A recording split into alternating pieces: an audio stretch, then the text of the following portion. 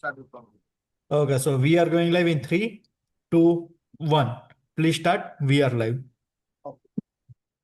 So, good evening, speakers and everyone joining us today.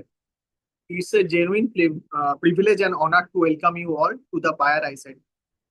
Today, we are conducting this meeting on DME and PCB, and our first topic is diabetic macular edema from understanding to treatment. And the speaker is Dr. Devnina Mitro.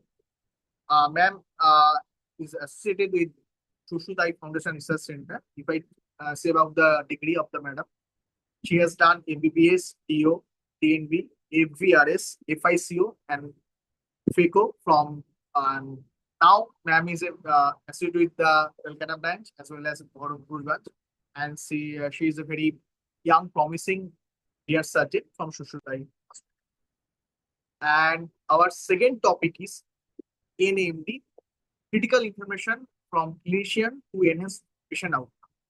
And the speaker is Dr. Shubhadeep Thakur. Sir has done MBBS, MS, DNB, FVRS, and FECO. Sir is also associated with Sushudai Foundation and Research Center. Sir is associated with the Bhorpur branch. And today's last topic is Aflibercept treat and extend, long-lasting benefit and reduce treatment frequency and aim. And the speaker is Dr. Arnab Das sir. I believe Dr. Arnab Das sir does not require any kind of introduction because he is a renowned national and international speaker. And sir is associated with Disha Hospital as a senior VR consultant. So now I welcome you all audience, all speakers to our meeting. And now I want to hand over the session to our first speaker, Dr. Devnina Mitro. Thank you.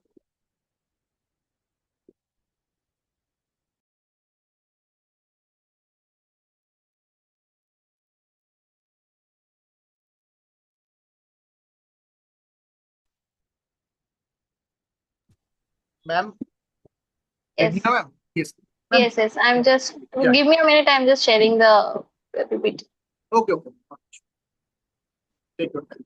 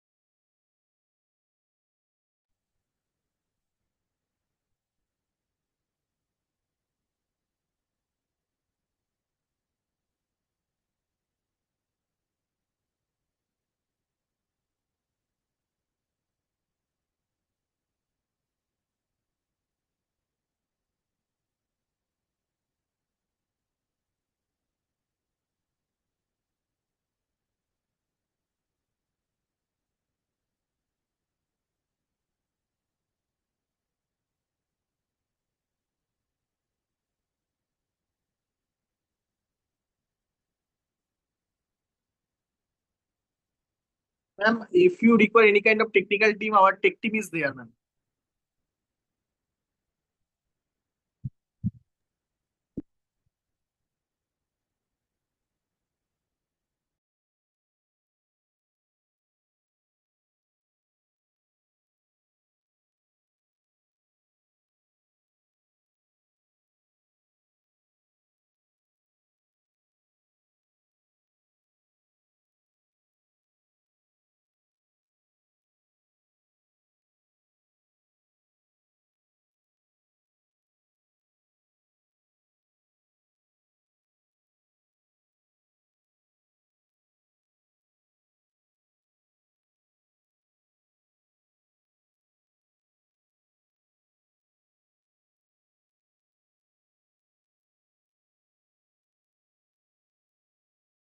Abhishek, if she's having a problem, why not I, go to the next?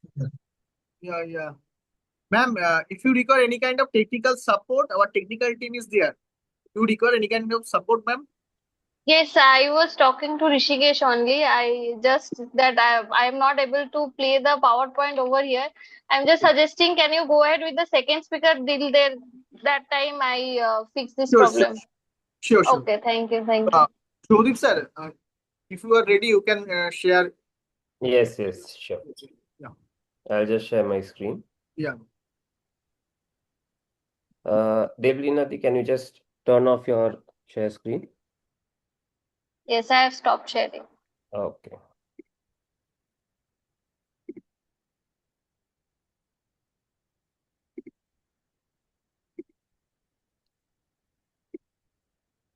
Okay, are my slides visible and am I audible? Sir, you are audible, but your slide is not in presentation mode. Okay. Still not in presentation mode? No. Okay. Now, is it fine? Now it's okay. Okay. So, very good evening to one and all. I am Dr. Shubhadeep Thakur. I'm a VR consultant with Shushrutai Foundation. And today I'll be talking about some things about the neovascular AMD and its and the use of IDEA or aflibercept with it. So this is a disclaimer. So basically, ARMD is a progressive neurodegenerative disorder of the photoreceptors and the RPE, which is characterized by extracellular deposits on the retina or RPE and can either go into an atrophic stage or a neovascular stage. So let's look at the burden of the disease. So out of a world's population of 8.2 billion people, the burden of the disease is around 196 million for ARMD, and it is increasing and is being projected to increase to around 288 million by 2040. So we can understand that the prevalence is pretty high. We all know the symptoms starting from the blurring of vision to metamorphosia, having central scotoma, general overall blurring. So, and it can usually worsen with time. And if you look at its impact on the quality of life, so an advanced case of AMD causes around 63% decrease in the average patient's quality of life, which is similar to that encountered with end-stage prostatic cancer or somebody who's suffering from a catastrophic stroke. So let's look at the evolution and the clinical classification of AMD over time. So we started with the ARIDS classification, then the CARMS classification was there. Then we had the international classification, and then we had the three-continent classification, which used it in the four population cohorts, such as the Blue Mountains study, the Beaver Dam study, the Rotterdam study, and the Los Angeles study. So then we moved on to a OCT-based classification, in which it divided into the incomplete and the complete stages of retinal pigment epithelium atrophy. So, but overall, for today's topic's sake, we'll be talking about the neovascular stage of AMD. And we usually diagnose AMD by the vision, then the Amsler chart, by a retinal examination, doing a FFA ICG, and the OCT. And to understand that the time lost in diagnosing and treating is basically a vision loss for the patient. So to reduce the treatment burden and maintaining the vision gain, we have started giving anti-VEGFs, and we'll be talking about the treat and extend strategy of using aflibercept in this talk. So let's look at the factors which drive the key mechanisms behind the pathogenesis of wet ARMD. So if you look at the basic mechanism of action, so we have the VEGF-A, the VEGF-A ligand, which binds to the VEGF receptors, VEGF receptor 1 and 2, and we have the heterodimer of VEGF receptor 1 and 2. So along with VEGF-A, which has the binding capacity to these, we also have the PIGF, or the placental growth factor. So aflibercept is basically acting as a soluble decoy receptor. So what usually happens is it's not just targeting the VEGF-A, it is also targeting the placental growth factor and the VEGF-A and PIGF heterodimers. So even what is happening is even if we block VEGF-A, we still have the placental growth factor and the heterodimer, which can cause the disease, which can cause the inflammation and the edema. So this recombinant protein of aflibercept is basically acting as a soluble decoy receptor binding to these ligands and decreasing the availability of VEGF-A to bind to these. Therefore, the overall inflammation and the edema is decreasing. So we also call it the VEGF trap. So this is the basic mechanism in short. So if you look at the currently available anti-VEGF agents right now, so these are the technical parameters relating to the binding affinity, the molar dose, and the potency, etc. These are actually theoretical, but the important thing is the multi-ligand binding capacity of aflibercept, and which is pretty high, and the effective half-life, which is also around 9 to 11 days, which is higher than the others. So now we have to see that how this aflibercept is actually working. So for that, we have done randomized control trials, and we have studied in the real world specimens to see how it is acting. So how about talk about aflibercept as a choice for neovascular AMD. So coming to the randomized control trials first. So one of the landmark trials was the ALTAIR study. Basically, it was a multi-center randomized open-label phase 4 trial, in which it was done in the treatment-naive patients who had not previously undergone any treatment for ARMD. So we found that it is basically a treat and extend strategy. So we start giving anti-VEGFs and we slowly keep on increasing the duration between the doses. So it is either a 2-weekly increase or a 4-weekly increase. So we found that if we use the 2-weekly interval of treat and extend, there was a 7.6, around 8 line increase in the visual acuity, and at around week 96, which is around 2 years, the number of average injections was around 10 to 11, and it was a similar result with the 4-weekly treat and extend intervals. So the proportion of patients, so while doing this, we slowly increase it till 16-week intervals, that is around 4 months. So the patient is receiving injections every 4 monthly. So at the end of the second year, we found around 41.5% of the patients basically benefited from the 16-weekly interval, and 46% increases with the 4-weekly interval, and 41% by the 2-weekly interval.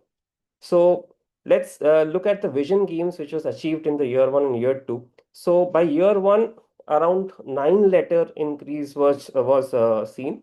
And by year 2, it decreased, but still overall we had a basic increase to almost 7 lines of letters in the visual acuity chart. So if you look at the number of people who basically could be extended to the 16 weekly intervals, so almost 46% of the patients who are receiving a 4-weekly interval of aflibercept could be extended to a 4-weekly interval, and out of those, around 85% could be maintained for the next 1 year. So which was pretty decent. So we are slowly decreasing the burden of the disease. So if you look at this graph, it will basically say that it is basically showing the mean BCVA change. This is the view 1, and the view 1, which is basically the visual acuity gain at the end of 1 year, and the view 1 extension, which is the visual acuity gain at the end of 4 years. So this is an extension trial to see how long it is being maintained. So if we see that at the end of 4 years, the patient is being maintained at almost 7 letters of increase in the visual acuity, which is better for the patient. So if you look at the next study, this is the real world data to see how the patients are being maintained in the real world scenario. So this is the FRB registry. So this also gave a similar result. the mean number of injections were decreased to almost 14 injections at the end of 2 years. And by second year, almost 24% of the eyes were being treated at an interval of 12 weeks and beyond. So this is another trial which was conducted in Moorfields Eye Hospital, and this was conducted over a period of 4 years. And by the end of 4 years, the mean number of injections reduced to almost 20. And by the second year, 52% of the eyes were being treated at an interval of 12 weeks or more. And this is a third study which was done. It was a bit different from the others because in this study, the patients were given a monthly injection of 2 injections for aflibercept, and then the treat and extend strategy was performed. So it is a bit different from the other ones which were done. But this too almost gave a similar result, and the patient overall gained almost 6 to 7 lines of letters in the visual in ETDRS chart. And the mean number of injections was around interval was around 11 weeks. So this is a comparison of the RCT and the real world evidence that we had, which showed almost a comparable result in between the RCTs and the real world evidences. So what about PCV? So talking about PCV is more prevalent across the Asian populations, as we know, less among the Caucasians and South Americans, but mostly because they may be underdiagnosed. So this was a landmark trial, which was a PLANET trial. It was a prospective multicentral trial, which was done to see whether aflibercept monotherapy was effective or aflibercept monotherapy combined with PDT was effective or not. So basically, 3-monthly injection of aflibercept was given, and the patients were and the study samples were randomized in 1:1 between aflibercept with sham injection, sham PDT, or aflibercept with active PDT. And depending on that, we studied over a period of 52 weeks till 96 weeks, and we found almost a similar result, and basically a non-inferiority result. So the mean change in BCVA from the baseline with a 8-weekly dosing was almost 11 letters increase in the visual acuity, which was maintained for the next 1 year as well. So if you look at both the arms, the aflibercept monotherapy with the sham PDT and the active PDT, this shows the polyp regression rate. So the polyp regression was better for the active PDT group. But if you see at the evidence of active polyp rate, the study methodology included that no evidence of active polyps was defined as eyes without polyps on ICGA or with polyps on ICGA, but no new or persistent fluid on the OCT. So basically, even if polyps were present, but there was no active fluid present, that was also included as having no active polyps. So because of this, the numbers were high, but I think that actual polyp regression is actually done by the PDT and not by aflibercept alone. So across various clinical trials and pictures, you can see this is a comparative study of different studies which were performed between the RCTs, and it shows that the results were almost similar to the PLANET study which was there. So this is about the polyp regression rate, and between the PLANET and the VAULT study, aflibercept monotherapy performed equally well and showed similar results, and there was very less differences between the progression. So the ocular safety with aflibercept has the least amount of occurrence of retinal vasculitis and retinal vascular occlusion, unlike the other ones present, and reports very less incidence of intraocular inflammations as per the data. So overall, to say that aflibercept could be used as a regimen in treat and extend manner to decrease the burden of the disease and to decrease the overall number of injections and maintain the patient over a long period of time. So Thank you, sir. Thank you for a wonderful presentation. It is really helpful how you discuss the every slide of the PPT. It is really helpful for our audience for their day-to-day life or your patient treating with the PCB. So now I want to hand over the session to Arnab sir. Sir, if you want to add your views now or at the end of the meeting. No, I mean, it was very well presented by Shubhadeep. I realized that he has understood the topic well before going ahead with his presentation, and I love that fact. And he presented it in a very lucid manner.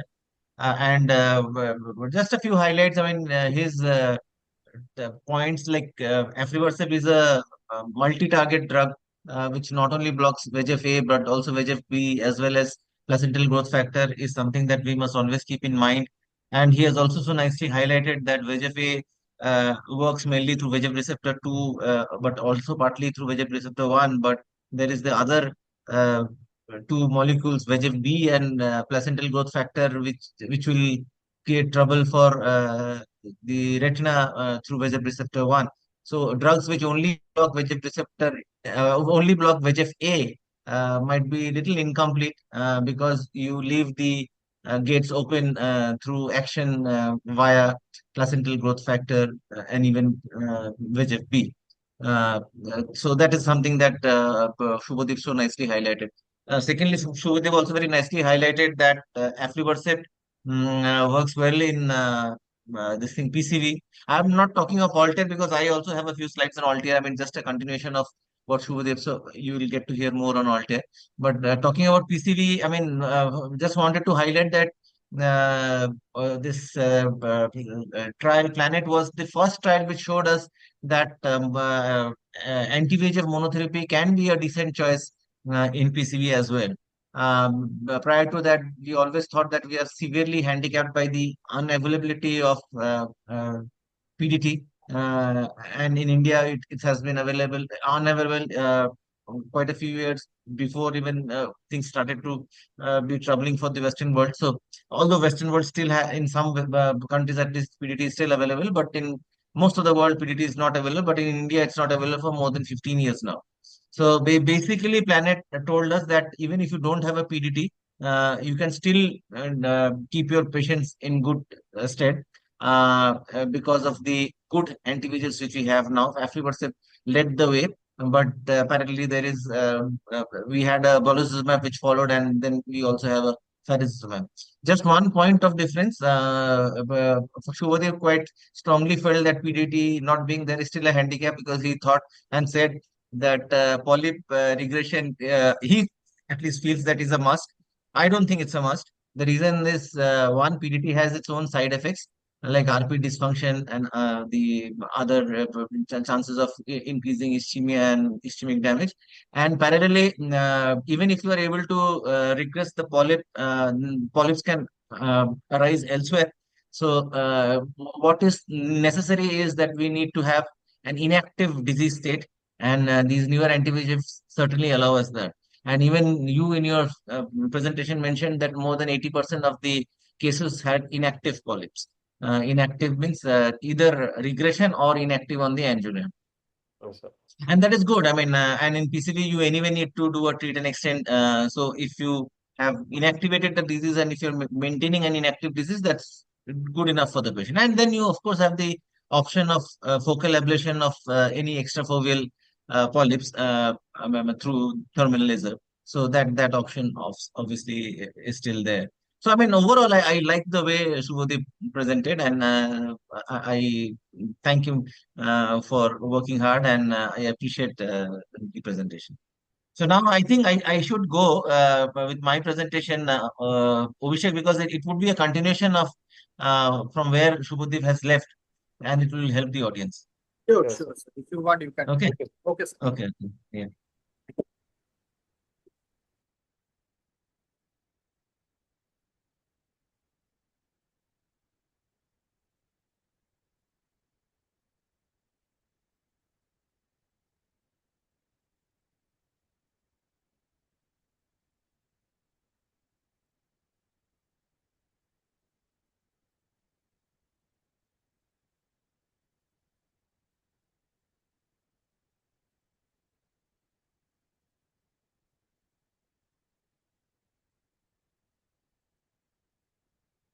Abhishek, are my slides visible? Yes, sir. Your slide is visible and you also audible, sir. Everything is fine, sir. I'm also, Yeah. okay, everything is fine. Okay, Yeah. nice to hear.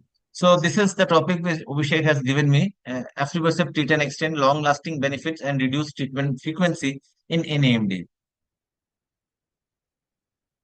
So what are the current unmet needs in the treatment of NAMD patients? Shubhadev has touched upon this aspect a bit, but basically 72% of the respondents to the 2022 URETNA Clinical Trend Survey agreed that the quantity of injections is the largest unmet need with the current anti-VEGF treatments. Extended duration of action and the treatment burden remain the main issues. Neovascular AMD is a long-term disease that requires consistent treatment to maintain vision outcomes. In this study, which looked into the outcomes of suspending anti-VEGF for NAMD when lesions have been inactive for 3 months, found that eyes that resumed treatment after lesion reactivation experienced a mean net loss of minus 3.3 letters from the time of treatment suspension in spite of treatment for at least 12 months. These findings advocate continuation of anti-VEGF therapy even in stable patients. The estimated percentage of eyes reactivating in the first year after treatment suspension was 41%, increasing to 79% by the fifth year. Lower visual acuity at the time of suspension and longer duration of treatment were associated with reduced risk of reactivation. Median time for reactivation substantially greater when eyes had been treated for 3 or more years. In this non-randomized prospective clinical study on 27 NAMD patients receiving intravitreal aflibercept injections on a PRN regimen were included in this study. A total of 132 aqueous humor specimens were collected before intravitreal aflibercept injections, and their VEGF-A concentrations assessed by multiplex bead analysis. Intravitreal injection of aflibercept suppressed the aqueous VEGF concentrations to below the lower limit of quantification in all patients. The mean duration of VEGF suppression was below the lower level of quantification, uh, uh, and the duration was around 71 days. So what came out as conclusion is that on average, the VEGF concentration in aqueous humor was suppressed below the lower limit of quantification after intravitreal aflibercept injections for around 10 weeks. So 71 days is around 10 weeks. This aqueous suppression time suggests durable VEGF inhibition for almost all patients dosed with aflibercept every week, 8 weeks. So we can tell our patients for sure nearly that if you take an aflibercept, it might work for you, stay with you for 8 weeks for sure, but sometimes even 10 weeks. But still, as can be seen in the bar plotting below, there's variation in VEGF suppression between patients, indicating the need for treatment individualization. PRN treatment with even monthly monitoring uh, leaves patients at risk of disease resurgence as the disease can recur between the two visits spaced even 1 month apart. So even if the patient is followed up 1 month, the disease can recur maybe just 1 week after you had last followed up. So the disease will remain unnoticed for at least 3 weeks before you see the patient again. So PRN is not a good choice in NAMD. And in AMD would include obviously wet AMD, PCV, and maybe even pachychoroid neovasculopathy. In treat and extend, treatment is done proactively, and subsequent dose schedule is increased or decreased based on the disease status to have better disease control. Thus, the advantages of treat and extend, obviously we know, are better disease control, less number of visits, reduces treatment total cost significantly, and also allows physician and patient to plan better. We know how it is done. I'm not going into the detail of that.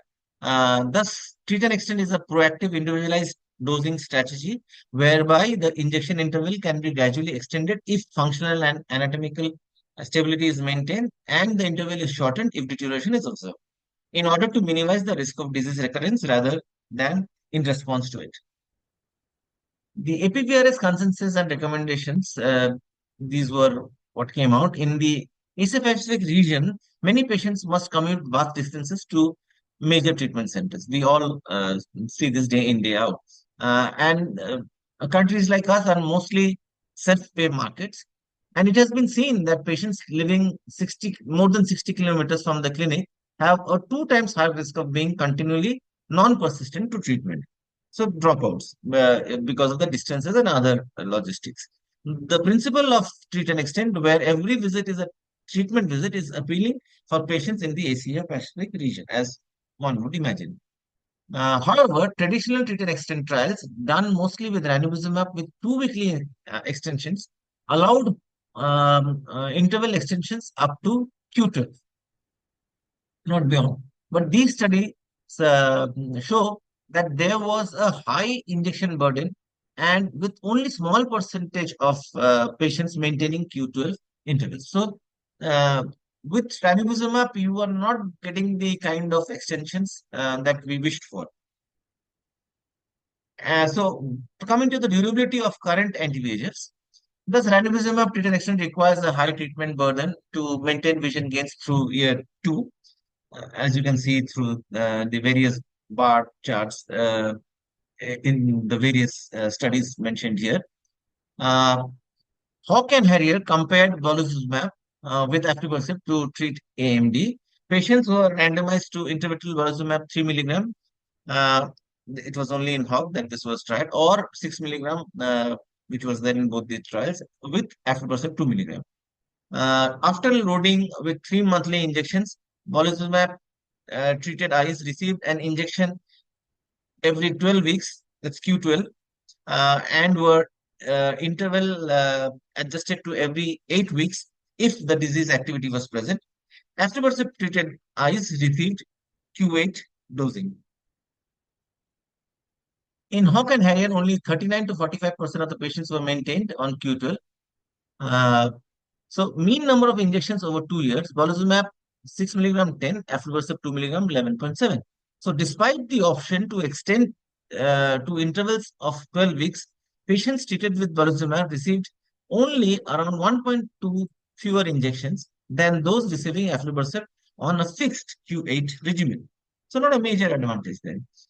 Why? Because despite the relatively high molar concentration of bevacizumab, it's relatively small molecular weight, means that it has a shorter intraocular half-life and thus clears from the eye quickly.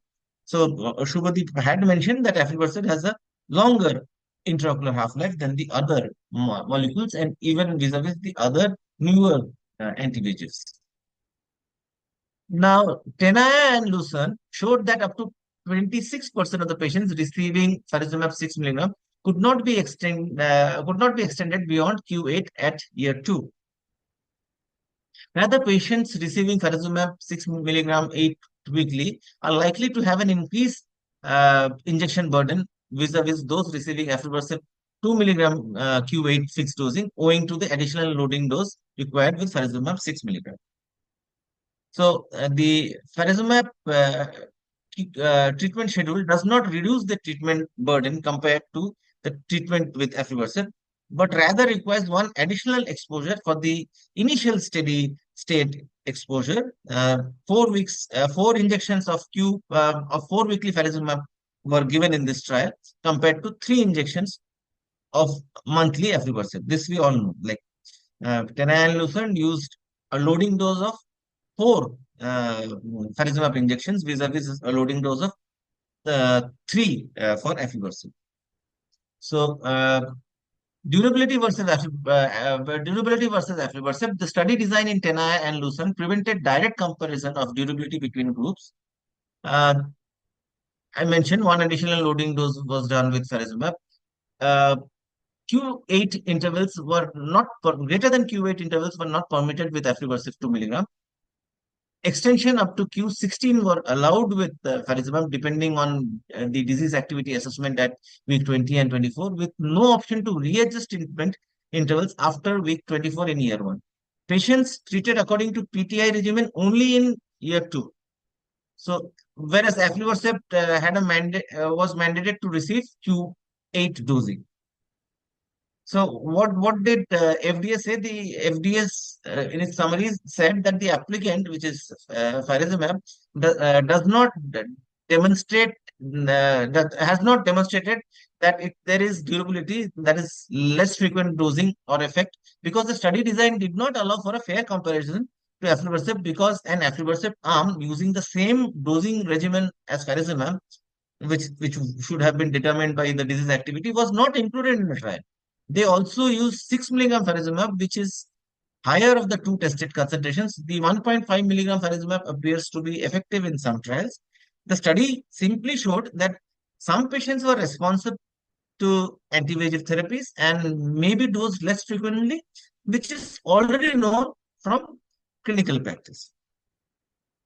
So this is something that Shubhadev so nicely talked about. Altair, he didn't talk about ARIES, but Altair and ARIES were the first treat and extend studies that assessed up to Q16 treatment intervals with aflibercept. However, the different both trials, as Shubhadev mentioned, were on treatment-naive NAMD patients. ARIES was designed to assess the efficacy of early versus late initiation of treat and extend with aflibercept in NAMD over 2 years. So in ARIES, patient received loading doses 4. At week 16, patients were randomized to early start treat and extend, 2-weekly interval adjustments, and late start treat and extend, where 8-weekly intervals were carried on till week 48, and then 2-weekly intervals from there on. Whereas Altair was designed to assess the efficacy in NAMD of 2 different aflibercept treat and extend regimens. That is either 2 or 4-week adjustments, and they wanted to see whether 2 or 4-week extension made a difference. Now, compared to traditional studies, in ARIES study, extension in the treat and extend allowed, even if SRF was there to the extent of 50 or less microns, provided there was no IRF or absence of neovascularization or hemorrhage. And in the Altair, though extension was allowed only when no fluid was present, therefore more stringent than ARIES, but it had an additional maintained arm of treat and extend in the presence of residual but decreased fluid. So as mentioned, Altair was designed to assess the efficacy of 2 different aflibercept treat and extend regimens in NAMD. Altair included an option for patients to be maintained on their current injection interval in the presence of residual but decreased fluid. I've talked of this. This Shubhadev has mentioned, this trial achieved meaningful vision gains with possibility to extend treatment intervals to Q16. I'm not going into details of this. He has talked of all of this. I mean, just to highlight, this shows the same in greater detail. I mean, patients extended to 12 weeks and beyond by week 96. In the 2-week group, it was around 57%, and in the 4 weeks, around 60%. And again, if we considered the patients who had achieved extensions up to 4 months, which is 16 weeks, around 42-43% of patients got that kind of an extension. Thus, data from pivotal RCTs like Altair support the efficacy and durability of aflibercept 2 milligram in patients with NAMD. I mean, a proactive treat and extend regime with aflibercept 2 milligram can reduce the treatment burden with up to 60% of patients being maintained at Q12 and around 46% of the patients at Q16 at 2 weeks, at 96 weeks. Again, Shubhadev has talked of this slide. I'm not talking. And again, just one statement, vision gains achieved in year 1 were maintained to week 96 with fewer than 4 Can aflibercept 2 milligram achieve RCT-like outcomes in clinical practice? This part of the presentation, I think, is important because it's closer to what the way we practice.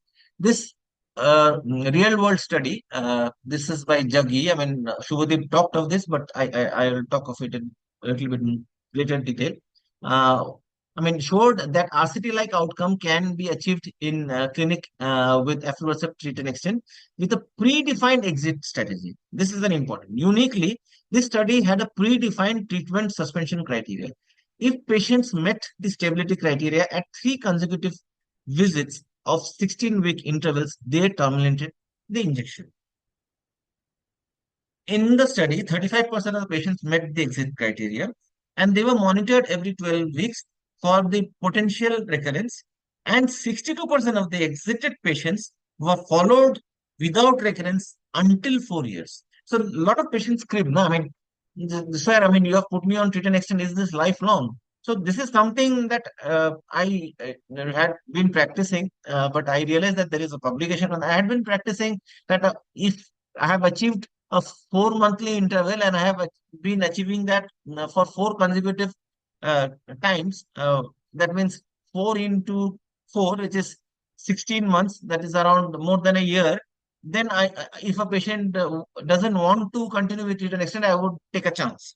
Now there is a study which shows that me or anybody who would want to take a chance after the disease has remained stable for 1.5 years with treat and extend being given at 4 monthly intervals, uh, it is a rational choice. I mean, it is most likely okay for the patient.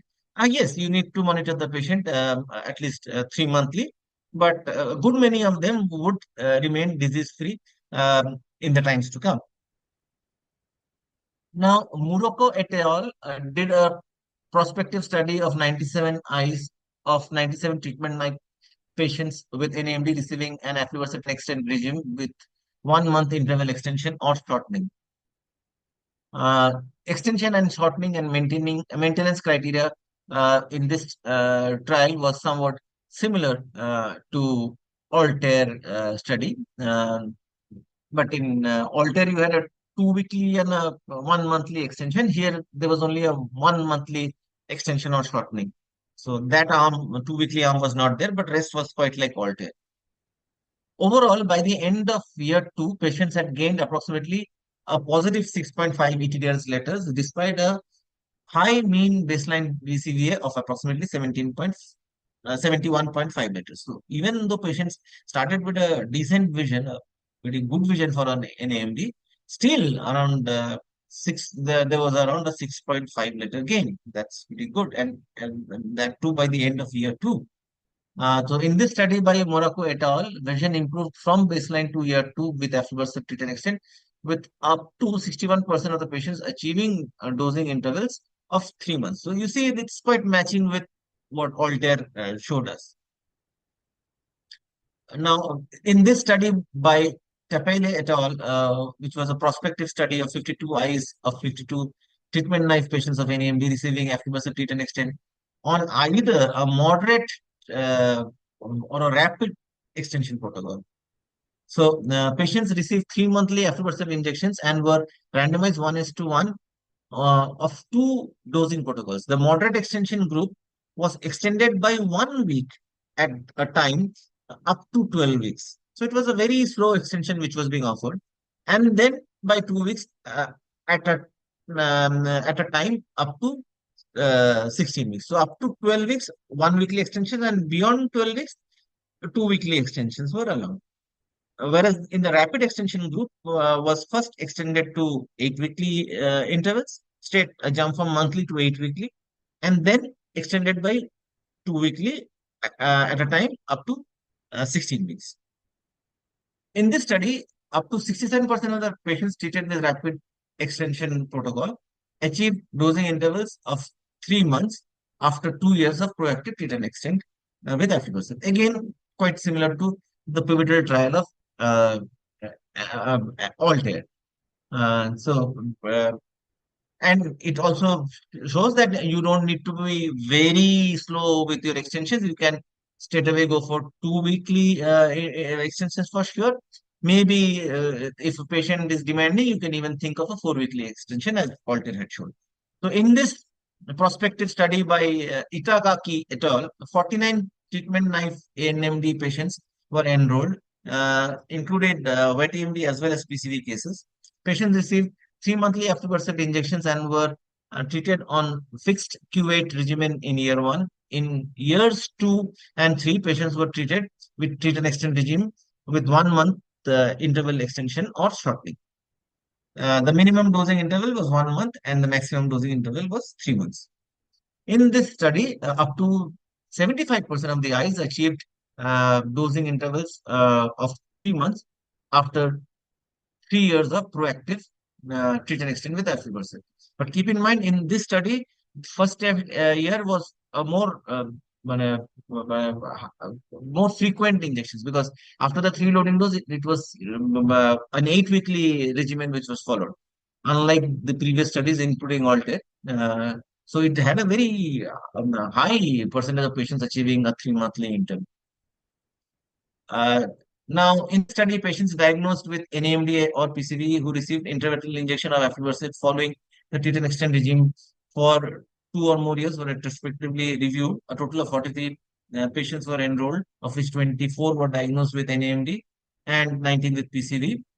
At month 24 of the treat and extend regime, the treatment intervals was extended to greater than 16 or greater weeks in 60%. I mean, see, 4 monthly interval in 60% of all cases and to around 80% of PCV cases. This is marvelous. Now, a wealth of real world experience or evidence indicates that a proactive treat and extend regime with aflibercept 2 milligram can provide RCT-like outcomes in routine clinical practice in patients with NAMD. Aflibercept 2 milligram has set a high bar for patient outcomes in clinical trials with a proven efficacy in the clinic. I'm not reading through the rest of the points. We know all of this. Thank you for your patient hearing. Thank you, sir, for a wonderful presentation, very insightful presentation. How you start with the comparison aflibercept with the latest molecule and what the benefit the aflibercept passing to your patient, and back up with the all studies, and also share your day-to-day experience. It's really helpful for our audience to treat the patient of PCV with treat and extend regime, and with the regime, with the treating with this treat and regime, how can reduce the treatment burden to their patient and cost to the patient, because there's the main challenge for the PCV patient. Okay. Once again, I please. just want Yeah, to yeah. ask. So now the forum is open for the audience Yes. to answer question. Thank you. Thank you. Excellent presentation, sir. You have really simplified the entire trials. Sir, I just want to ask one thing, sir. All these studies are mostly based on treatment naive AMD cases. So, when you get a patient who is already treated, do you go for treat and extend or do you go for PRN in those cases? No. I mean, it depends on where I am taking up the or where the patient is being switched to aflibercept. If I have a patient, that's a different case, and you have a patient where the patient is maybe not getting the kind of extension that he or she wished for or I wished for, and then I'm switching to another drug. That is another situation. So you must differentiate where you are coming in. I mean, whether you are having a stable disease to deal with, or you have an unstable disease to treat with. I mean, if you have a stable disease to treat with, then I will obviously start with an treat and extend. I mean, maybe not straight away of 3.5, 4 monthly, but at least 2.5, 3 month interval. But if I have a patient who has undergone other anti-VEGFs, be it ranibizumab or any other newer anti-VEGFs as well, and I have an unstable situation, obviously, there the treatment needs to be more intensive. So, I mean, there I will first get the macula dry. I need to clear out the hemorrhages if there are any, and then I will start my extensions in the conventional way, 2 weekly or 4 weekly extensions, and then move on as far as I can go in terms of intervals, whether it be a 3 month or 3.5 or 4 months. That, I mean, the disease will let us know in times to come. So one must differentiate. I mean, whether you have an active disease where you are coming in with an aflibercept or any molecule that you are switching to, or you have a stable disease and you are switching in for other reasons. Right, sir. Right. Okay, sir. Sir, I would like to ask you one question. We have talked about PCV and AMD right now, but for DME patients, do you still follow treat and extend, or you prefer treat and extend or PRN? I mean, See, all of us who have been doing retina and doing retina in good numbers know as well as have seen that DME is a more forgiving disease than the this thing NAMD, PCV. So mostly to the extent of 95% of my DME patients are not on treatment still. They would be on PRN. And for DME patients, if you are getting suboptimal response with aflibercept, then which Yeah. drug do you prefer to switch? Again, quite like how I answered Shubhadeep's question, I will again reassess why am I getting a suboptimal response? Am I missing out on inflammatory markers? If there are good amount of pointers toward inflammation being a major factor in this DME, then I will straight away maybe even switch to Ozurdex. Not Yes. for the long necessarily, but at least for a short time. I will get the inflammation control, and then I will come back to my anti-VEGFs, be it aflibercept again or something else, as I feel or as the patient wishes. So that is one thing. Whether there is inflammation at play, and whether we were missing out on that, whether there are sign inflammation or chronicity. These two go hand in hand. If there are a lot of inflammatory markers, you can also imagine that there would be signs of chronicity.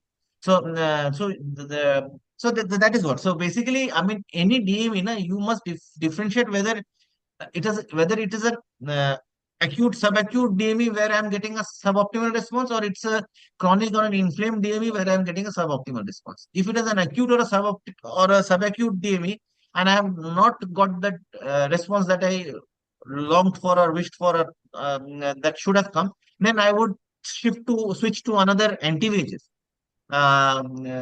Because no anti-VEGF is foolproof. There are patients which don't do well with aflibercept. There are patients who don't do with faricimab, and of Yes. course there are patients who don't with brother. So newer means the end of it all, and every patient will respond. ऐसा भी तो नहीं है. So basically, if I have features not pointing towards lot of inflammation or chronicity, then I will switch to another anti-VEGF. But if there are other pointers pointing towards chronicity and inflammation, I will switch temporarily at least to Ozurdex or even a triamcinolone as an adjunct, and then maybe come back to my anti-VEGFs. Anti-VEGF is required. Thank you, sir. चलो देवली ना. Yeah. Okay, Vasu, हाँ, you हाँ. said, and now the handover, the next speaker is Devdina ma'am. So now I will hand over the session to Devdina.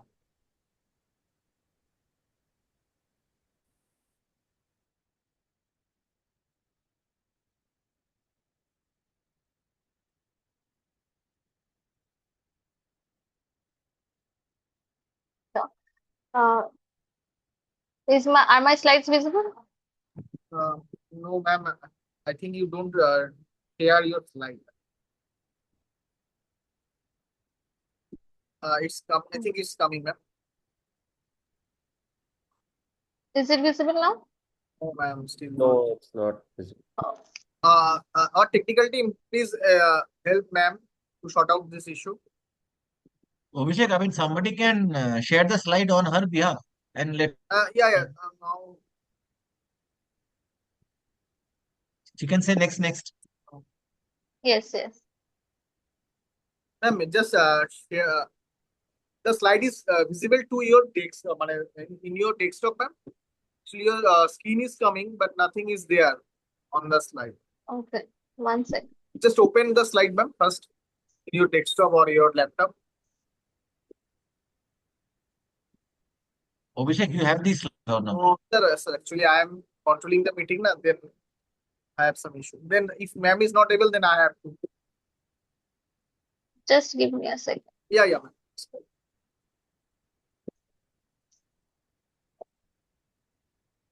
Ma'am, first open the slide in your desktop or laptop, then share that.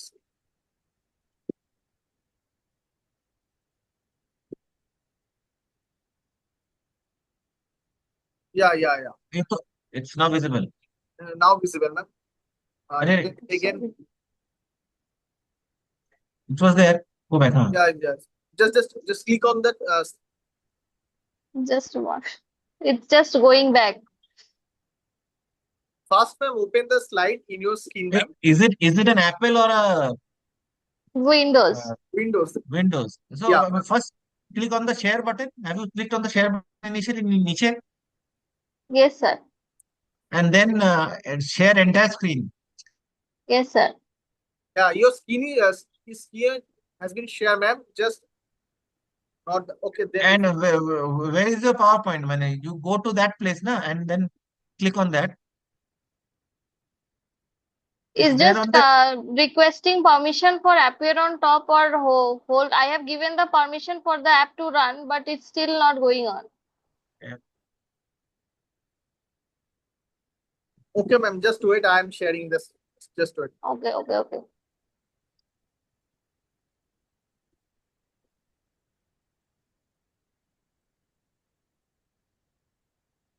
Is it visible now? Yes, Yes, yes, it's ma'am, yes, visible ma'am. now. Yes. Yeah. Okay, okay, okay. So we'll be talking about diabetic macular edema from understanding its pathology to the treatment part. So basically, it is expected that the global burden of the disease, that is the diabetes, will continue to rise.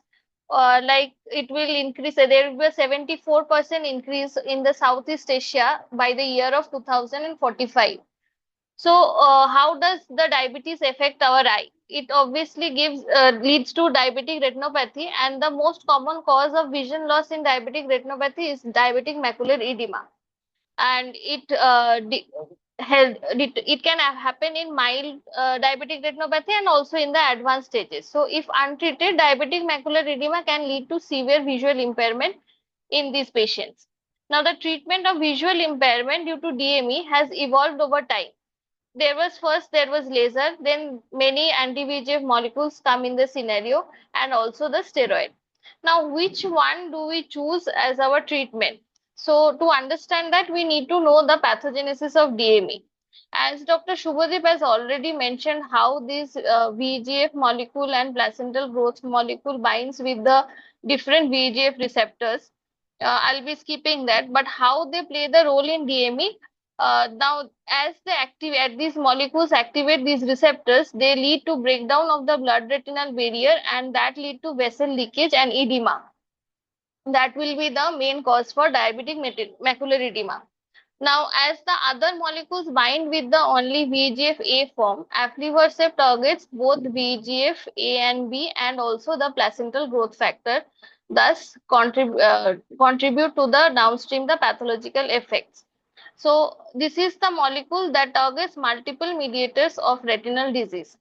Now, how is this effective in our day-to-day practice? It requires evidence-based support. So that can be achieved from the randomized control trials and different meta-analysis, international guidelines, or real-world evidence. Now, let's first go to the randomized control trials.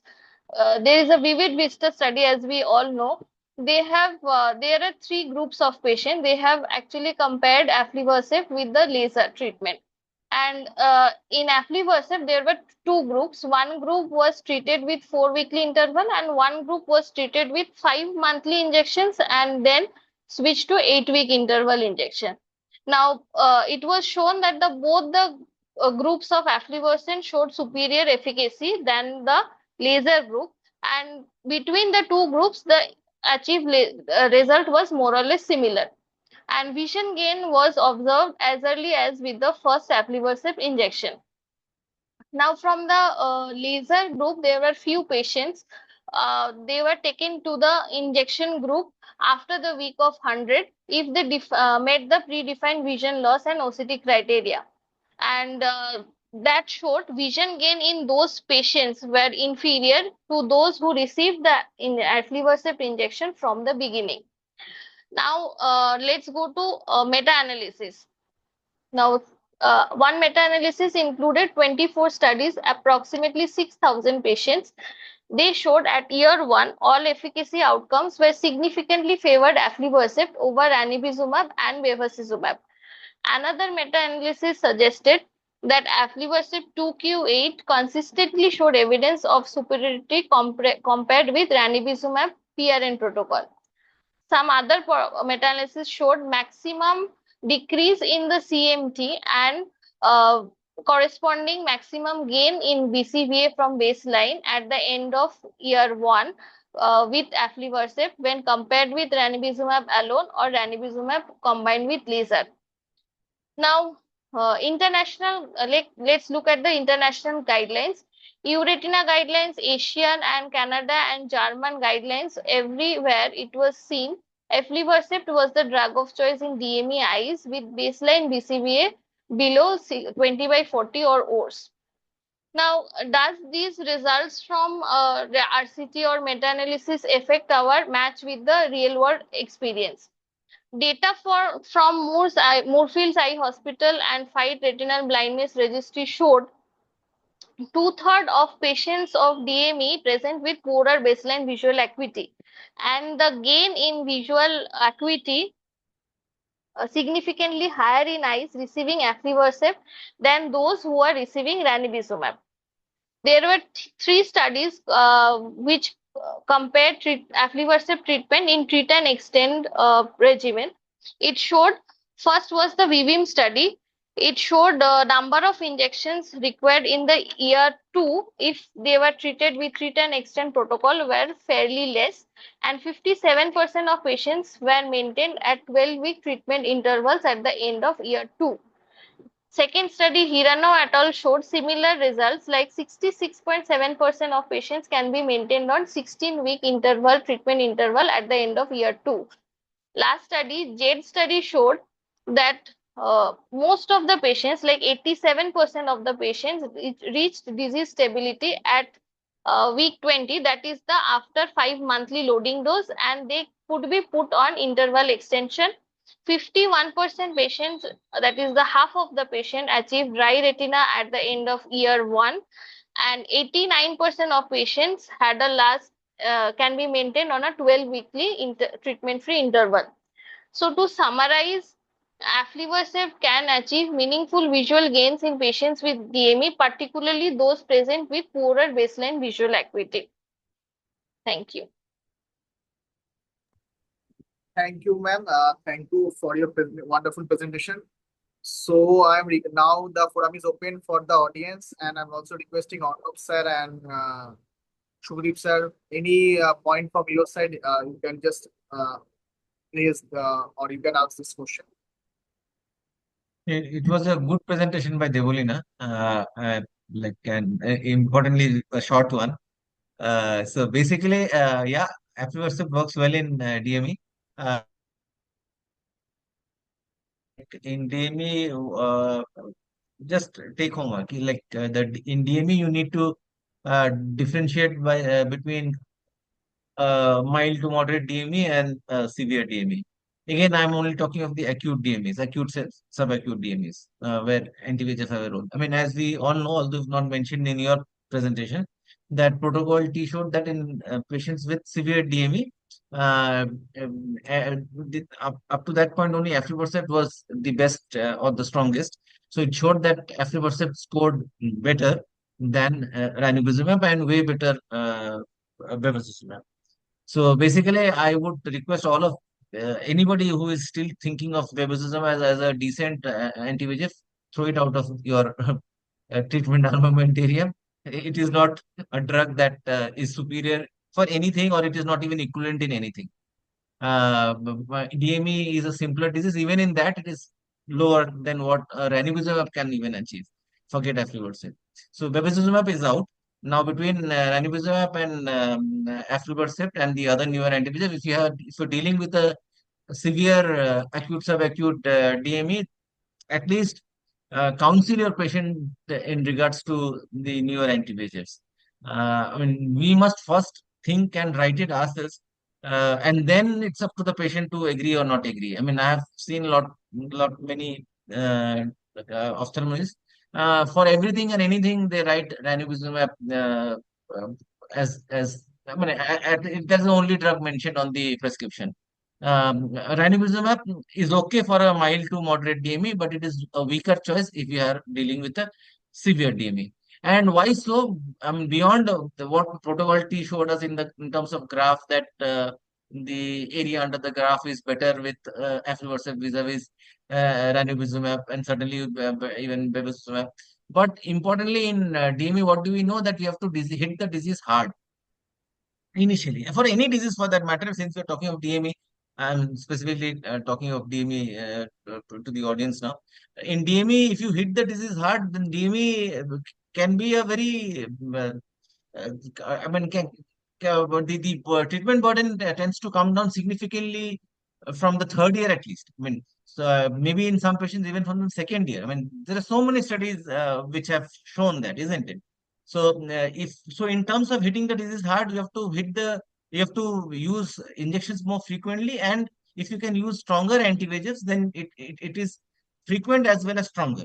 So that's a double whammy. So that will put the DME back by in a big manner, and so finally the DME will be less of a nuisance in the times to come.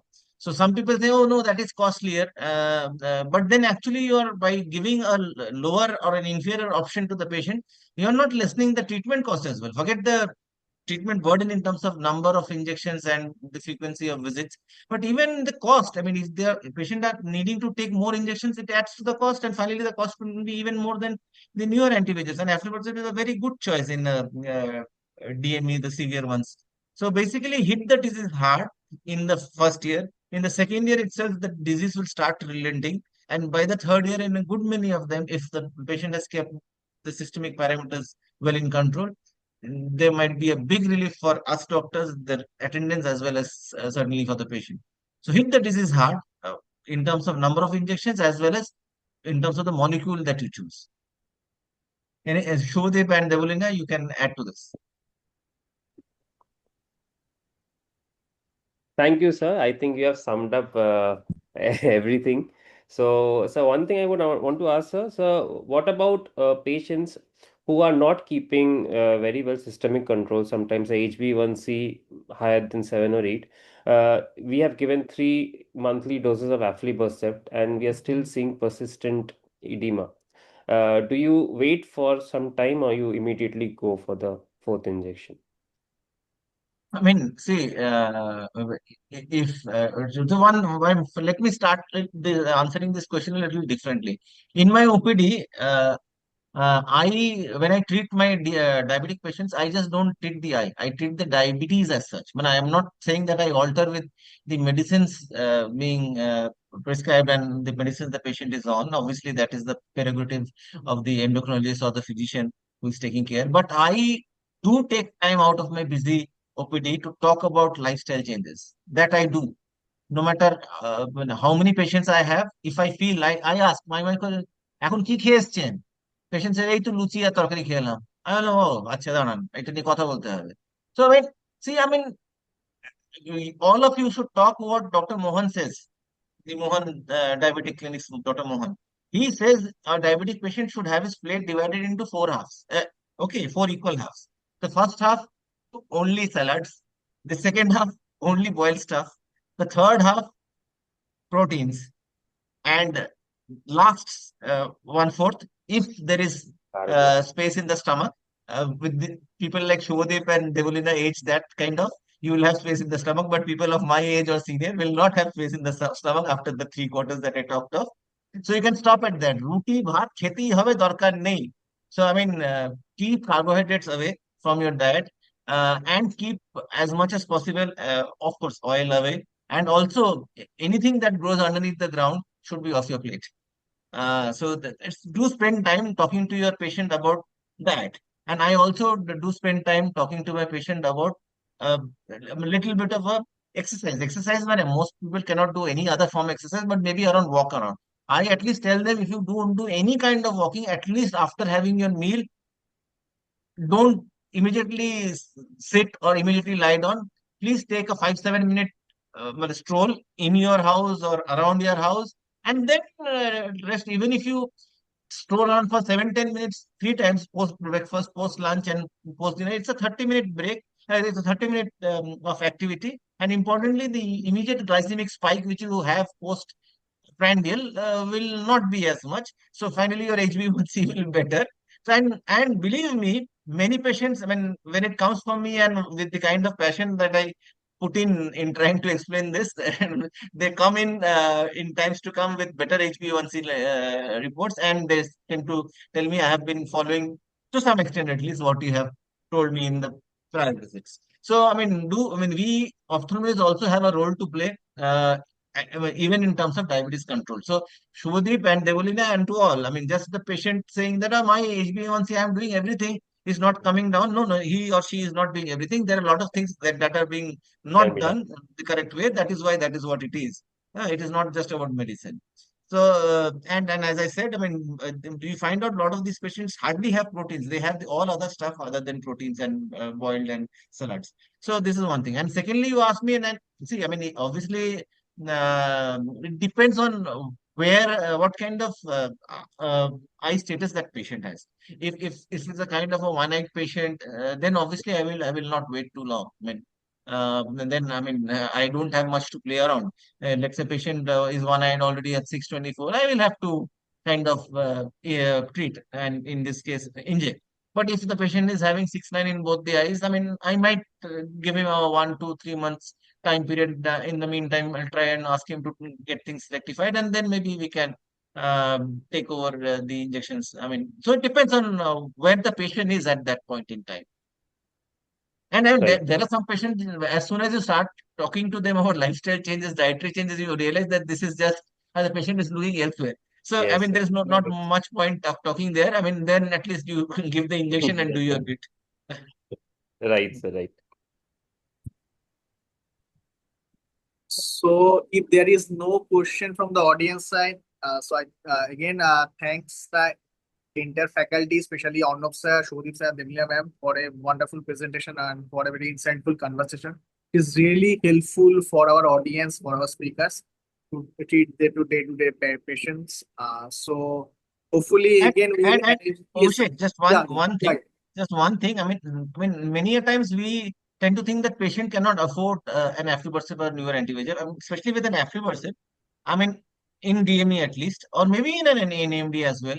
I mean, even if the patient cannot afford this for too long, at least start with this. Maybe 1 or 2 shots, even a single shot of aflibercept, and then you move to a ranibizumab biosimilar. I mean, many of the patients, I mean, may manage to afford 1 or 2 shots of a good drug, and then maybe they will struggle. So give them that little advantage. I mean, just because the patient on the long run can't maintain or continue with an aflibercept or one of these newer anti-VEGFs, just don't. I mean, uh, disallow them for at least initiating treatment with one of the good drugs. Sir, I would Yeah, also that like is. to add on this point that even after when the patient receive aflibercept and they see they get good quality vision and they Mhm. also want to take that injection. Please, Yeah, they come and say, please prescribe that injection. I get good vision from that. yeah, their affordability increases, huh? Sir, With with the that point also, affordability sir, aspect. safety is also there, sir. There is a don't have to worry about the safety of the patients. That's Yeah, between yeah, also there. yeah. So thanks. Yeah, we hopefully within few days or few months we'll again arrange this kind of meeting for the benefit of the audience, for the benefit of the every body in the society. So thank you everyone for your valuable time for conducting this meeting as a successful meeting. So that's all from my side, and good night to everyone. Thank you. Yeah, good Good night to all. Thanks for having us here. Bye. So Thank now I'm requesting a technical team kindly disable this meeting link. Thank you. Okay, sir, we are offline.